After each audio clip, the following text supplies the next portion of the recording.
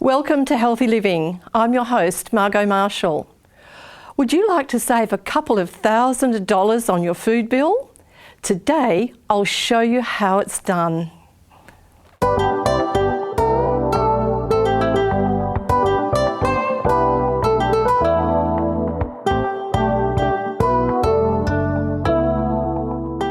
Healthy Living is a production of 3ABN Australia Television, focusing on the health of the whole person, body, mind and spirit.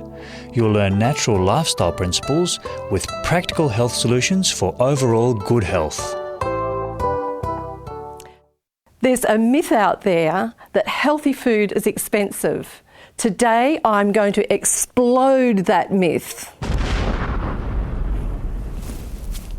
Because the fact is, healthy food is the best value for money. Back in 1992, a dietitian at WA Health, that's the government health department, observed that the healthiest foods were the cheapest foods. And she developed the award-winning FOODcents program, which has been used extensively in 3 states of Australia. And I love the slogan, it sums it up so well. Don't tell them it's healthy, tell them it's cheap. I've been personally involved with FOODcents for over 20 years. WA Health contracted my health promotion business to train more than 500 FOODcents advisors. We'll start with a supermarket tour, a FOODcents supermarket tour, and I've taken a couple of thousand people on these tours, and what you're about to see has motivated 91% of participants to change the way they spend money on food. After the supermarket tour, I'll give you the precise formula for saving a quarter on your food bill, and that's around $2,000 to $3,000 a year. And let me tell you about a lady who had a food budget of just $27.50 per family member per week. But a year after I mentored her with FOODcents, she joined me on TV telling viewers she had saved $2,000 while spending twice as much on fruit and veggies. And now for the tour. This will be a virtual tour done in the studio.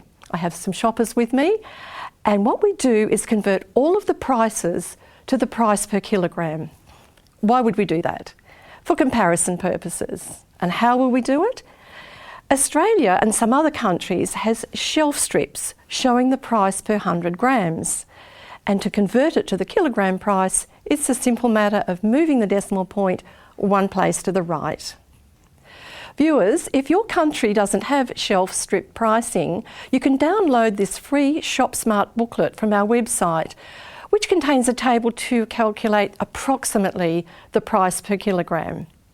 So let's go shopping and prepare to be amazed. Truly. We'll start our tour in the chips aisle.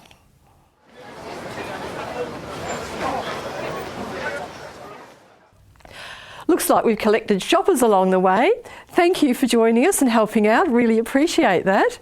Let's see what you've got there. Now, Diane, you've got, what have you had there? I've got a share pack. A share pack. All right. Now, I'm going to tell you the prices per kilo because I realised you weren't in a real supermarket, so I'm doing that part. You've got a share pack. A kilogram of that would cost $13.30. Helen, you've got the thins there. That would cost $14.30 for a kilogram. Ross? $1.65. Sorry? $1.65 grams. That one's going to cost $27.30 for a kilogram. And 60 grams. 60 grams will be $33.33. And Brad? The small Pringles. Okay, that'll be $35.80 for a kilogram. Wow. Compare those prices to potatoes, which are somewhere around $2 to $4 a kilo. It costs a lot of money to turn that into that. Now we're going to the next aisle. Very popular items in the next aisle, chocolates.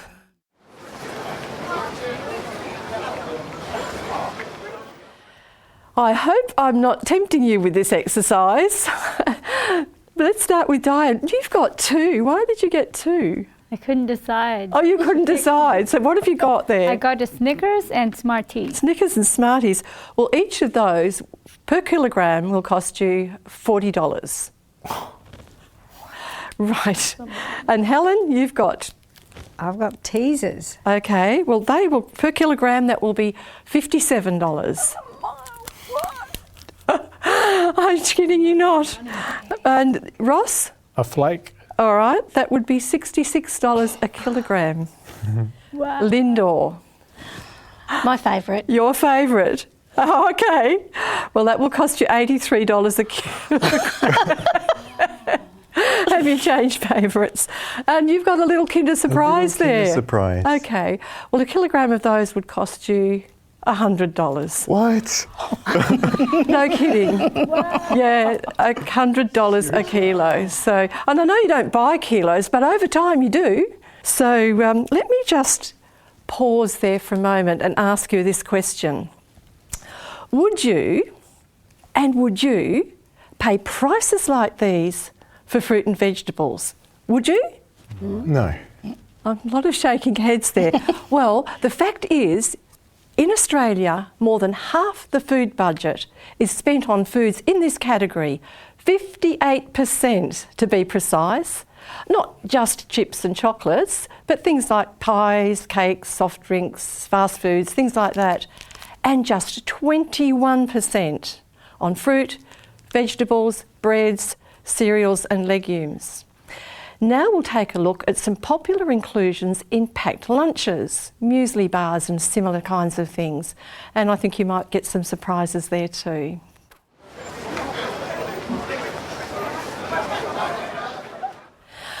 I hope you put all those chocolates back on the shelf.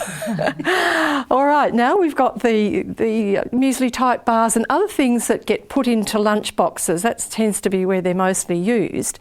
Let me just ask you something before we start.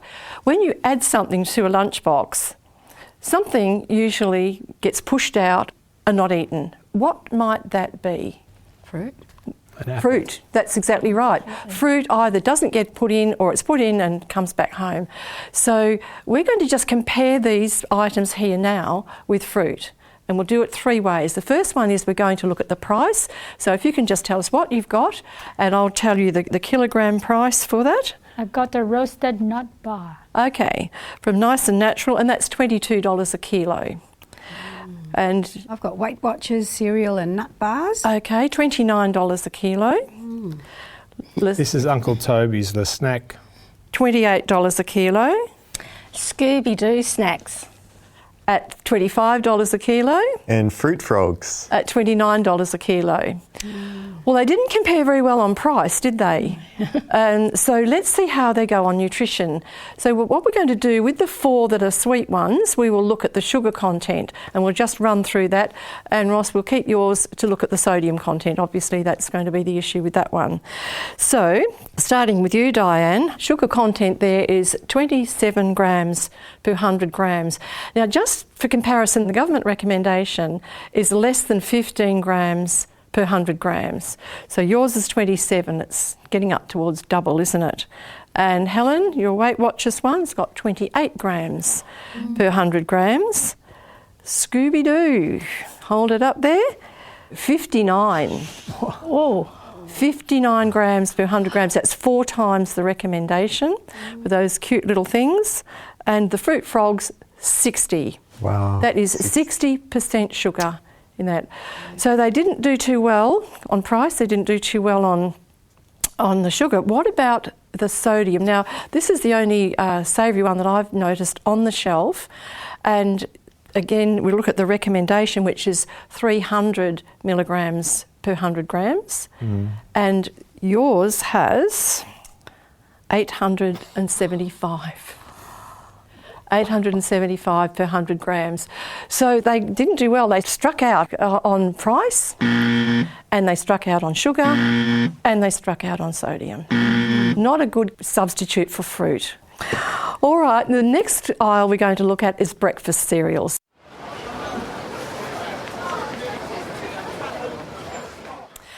I've lined up our shoppers in the order of price per kilogram, starting with the lowest price.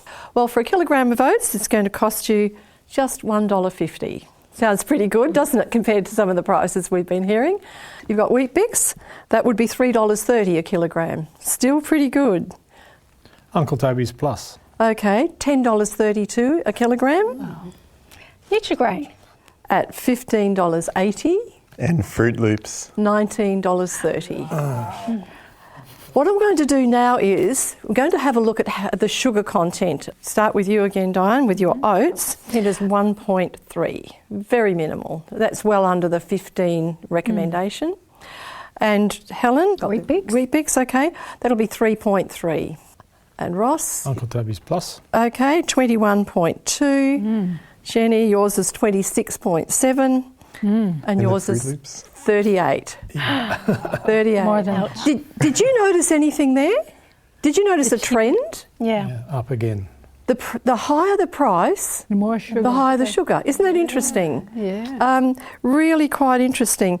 You know, there's a rule of thumb that goes like this. The lower the price, the more likely it is that it will be a healthy product, and vice versa. And there are very few exceptions to that rule, very few. We're going to be looking at sodium now, and you might remember 300 milligrams per 100 grams is the recommendation. It shouldn't exceed that. So in your CCs there, we've got 472. What about your cornflakes?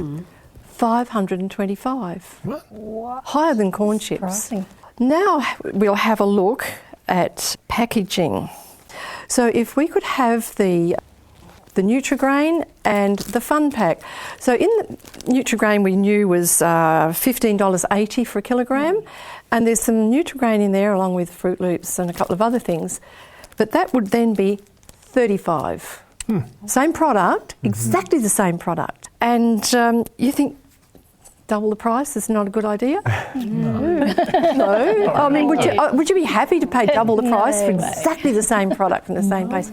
Well, how would you feel about maybe 3 times the price? 3 times. Would you be happy with 8 times the price? No. Wow. What about 25 times the serious? price? 25. Yeah, we're going to look at it in a minute. There is a product which we're going to look at now, and it goes up to 25 times the price just because of packaging.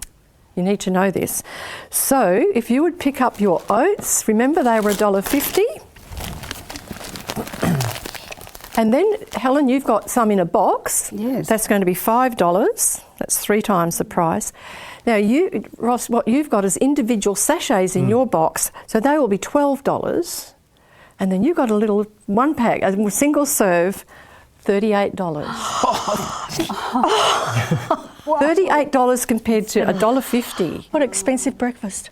Well, it starts out being the cheapest cereal on the shelf up to the dearest cereal on the shelf. Wow. Just because of the way it's packaged. So when you're buying a product, it doesn't matter what it is, check the packaging options because it can save you heaps. Besides, you don't get to eat the packaging.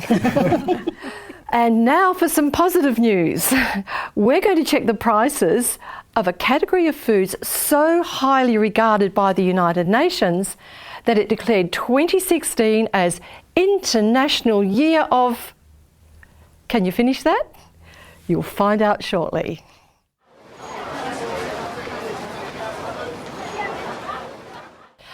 And the winner is pulses, better known as beans or legumes. There's around 300 different varieties, and the United Nations wants to establish beans or pulses as a primary source of protein and other essential nutrients. So show us these international stars. What do you have there? I have chickpeas. That's $5.30 a kilo. That's refreshing, isn't it? Helen? I have pinto beans. Pinto beans, that'll be $4.88 a kilo. Black beans. $4.88 a kilo. Red kidney beans. $1.88 a kilo. Wow. Less than $2 a kilo for these international stars. Fantastic. Amazing. And adzuki beans. Adzuki beans, that's $5 a kilogram. You know, besides being first-class protein foods, these last 4, just hold up the last 4, those last 4 are in the top 10 antioxidants. And those little babies, those little Azukis you've got there, Brad, they have more antioxidants than blueberries. Wow. Isn't that amazing? That is. Absolutely amazing. Just one more reason. FOODcents recommends eating beans daily, and that includes meat eaters, by the way. As you've just noticed, these excellent protein foods cost way below the prices of meat, which ranges around $6 to $40 a kilogram. Just be aware of this, while most of the shelf strips show the 100-gram price, some show the kilogram price, and that's usually the case with legumes. So don't go moving that point one place, or it will look like they're costing 10 times what they actually cost. And now we're going to close the tour with a $20 challenge.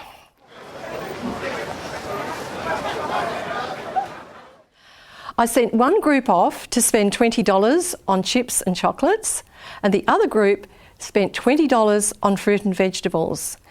We've weighed what they got, and now we're going to compare how much we got for our $20.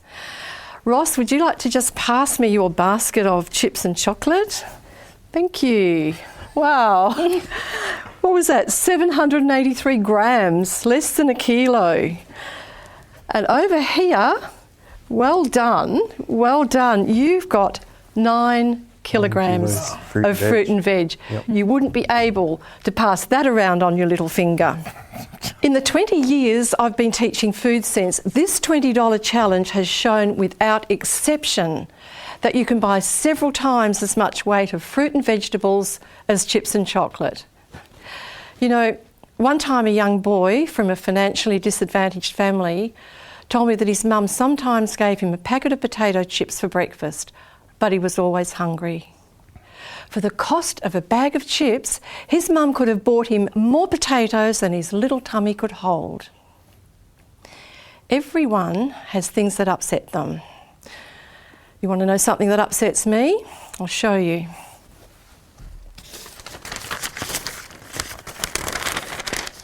Headlines like this: junk is a lifeline for the poor. Desperate families are being forced to rely on junk food because they can't afford healthy meals. That is a myth, a cruel myth. 1 in 10 Australians rely on food relief, and around half of them are children. And as you've seen for yourself, healthy choices go a long way towards alleviating hunger, dependency and sickness. And now for that simple formula for saving a quarter on your food bill, which is around $2,000 to $3,000 a year for an average Australian family of 4. Noticing that the healthiest foods were the cheapest foods, the dietitian who developed FOODcents shifted the focus from food to money, hence the descriptive name FOODcents. Based on the pyramid model in use at that time, she cut right through the maze of nutrition information by changing eat most to spend most, eat moderately to spend moderately, and eat least to spend least. To be precise, spend 60% of the food budget on fruit, vegetables, bread, plain cereals, rice, and legumes like baked beans, lentils, etc. And spend 30% on lean meats, chicken without skin, fish, eggs, nuts, and milk products. And then 10% on things like butter and margarine, oil, sugar, biscuits, cake, tea, chocolate, all of that stuff. An ingenious and simple way to balance our diet by balancing our food budget. Unfortunately, Aussies have turned the pyramid upside down. We spend most on eat least and least on eat most. 58% on eat least and just 21% on eat most. And notice this correlation. More than half the Australian food budget is spent on unhealthy food, and more than half the deaths in Australia are diet related. We really do dig our graves with our teeth. Unhealthy diet and a lack of physical activity are leading global risks to health. So to ascertain whether your diet is balanced, use this helpful tool on page 6 of the Shop Smart booklet that you can download for free from our website. Do you notice the traffic light colours on the columns and on the pyramid? Green for go, orange for slow down, and red, apply the brakes. What you do is you collect all of your receipts for food bought in 1 week, and that includes food dollars that are spent on meals outside the home, weekday lunches, takeaways, snacks, drinks, and so on. You need to do that to get a proper idea. You cross out all the non-food items like cleaning products, pet food, shampoo. Then you transfer the food items and the prices to the appropriate columns, and the clues are all above there, so it's not hard to do. Any foods that don't seem to fit go into the eat least column, and then you add up the total for each column, and ideally for every $10 spent on food you will have spent $6 on Eat Most, $3 on Eat Moderately, and $1 on Eat Least foods. Look, if your diet's not perfect, don't be discouraged, just work towards it. Ruth Foley, the dietitian who developed FOODcents, had to work on her diet, and she gave permission to tell you that. Look, there's a few foods that people have trouble allocating, and I actually haven't warned the shoppers about this little test, but let's just see exactly where they would place the following items. Some foods are very easy to position, all the fruits and the vegetables and so on. It's very clear they go in the Eat Most, in the green. Sometimes there's foods that people aren't very clear about it. So let's start with the chicken. Who would like to suggest where that ought to go on the FOODcents pyramid? In the yellow. In the yellow? Does everyone agree with that? Yes. Yeah. Yep. Okay, well, you're all wrong. It goes up the top because you might have missed this, and people do, and that's why I particularly chose it. Don't feel bad about that. Please don't feel bad about that. Because they miss the point, chicken without skin. Only lean meats go in that yellow part or the orange part. Only lean meats. So fatty meats, the sausages and all those things, and chicken with skin goes up the top. But look, if you don't eat the skin, you can put it, for your allocation, you can put it in the middle. All right, now we've got you a bit nervous. Let's try olive oil, I think it is. We'll take that as being extra virgin, the purest olive oil you can get. All right, where will you put that? Yellow? Yellow? Why would you put it there? That's what I would have said. Because it's healthy as in it's virgin. Okay. It's olive oil, but too much of any oil was not good. All right. Any other thoughts? Would anyone place it differently or the same? I would place it in the red section. You would place it in the red? Well, all oils go up the top, okay? And it doesn't matter how pure it is, it's 100% fat, and we really don't need to be having too much fat. But that's the whole reason that I chose these ones, because people are a little bit unclear about it. Now, we've got some fruit juice here, okay? And it's good fruit juice. It's not cordial, it's a fruit juice. Where would you put fruit juice? Green. You'd put it in green? Why would you do that? Healthy. No. It's healthy? It's all right? No, you're shaking your head, Ross. What? No, because it's not the whole fruit. It's not the whole fruit? Where would you put it? I'd put it. There you go. I'd put it in yellow. Okay, well, it does go up the top in the Eat Least. Why? Why? Right, that's exactly why we're doing this. Why? Look, when you have fruit juice, if you've ever squeezed oranges or whatever, it'll take 2.5, 3 oranges to make 1 glass. And it's quite nice, and it's easy to have more than 1 glass. And most of the fibre has been removed. So do we have enough fibre in this country? Nowhere near. Around about half as much as we should. So that's not a good way to go. And the other thing that happens is it concentrates the sugars to do that. The natural sugars that are concentrated. That adds to the calories. Do we have a weight problem in Australia? Okay. So for those reasons, it's a sometimes food. It doesn't mean to say you never have it. Better to eat the whole fruit. And I think you said that, Ross. So go to the top of the class and take your books. All right. Now that might look like beer, but it's actually meant to be tea. Probably the mint gives it away. So we've got here tea. Where would you put that, including green tea? Any tea? Red. You red? Yeah. Red. I'm going to say red because everything else is in red. Oh, okay. That's not how I want you to work it out, okay? No, it does go in red. It actually dehydrates, doesn't even hydrate. This will make it easier for you. The only drinks that go in most is water. Does that make it easy? Yes. Yeah. So you really don't have to think about it too much.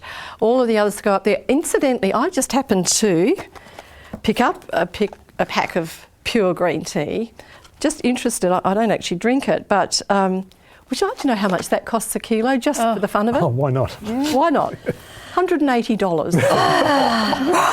Now, not all teas are that much. They start about 15, which is still pretty high, and range all the way up to...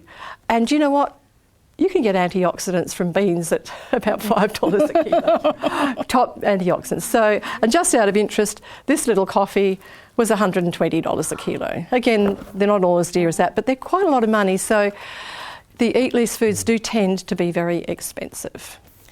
The pyramid model has been replaced by the Australian Guide to Healthy Eating, but it's the same message, just a different shape. And I like the plate model because it gives a very clear picture of the proportions that should be on our plates. That's 60% plant foods, 30% animal foods, plus nuts, and 10% sometimes foods. But what about people who choose not to eat animal foods? Well, there are plant options in every wedge of the Australian Guide to Healthy Eating, giving the option of increasing plant foods from 60% to 100%, in which case vitamin B12 supplementation is recommended. As you can see, those amazing beans now join nuts in the protein wedge, as well as being in the vegetable wedge, the only food to appear twice. And the dairy wedge now includes calcium-fortified soy milk. The World Health Organization also endorses a totally plant-based diet. In fact, plant foods are the only foods listed in its healthy diet fact sheet. Fruits, vegetables, legumes, nuts and whole unprocessed grains, which just happen to be the foods the Creator recommended to our first parents. And Australians certainly need to be eating more of them. Look, whether savings are your goal or health or both, FOODcents is the simplest, the most definitive and effective tool I know of. I started this program with a story of a family on a food budget of just $27.50 per family member per week who saved $2,000 in a year while spending twice as much on fruit and veggies by implementing FOODcents. And I'm going to close now with another story. A dietitian at WA Health, who was studying for her masters at the time, told me her auntie had had a heart attack and had asked her niece to teach her about nutrition, saying, "I never want this to happen again." What advice would you give to someone you loved? From her years of training, she could have told her auntie many valuable things about nutrition. But she told me, I am just going to teach her FOODcents, because she was as confident as the dietitian who developed FOODcents that all her auntie needed to know to balance her diet was that simple, award-winning FOODcents formula we've just looked at. Is your diet balanced? Find out by downloading free from our website that simple test in the Shop Smart booklet. And to support you on your journey towards saving thousands of dollars while enjoying a balanced diet, we've created a cooking series where healthy gets delicious. Be sure to join us and may God bless your efforts. You've been listening to a production of 3ABN Australia Television.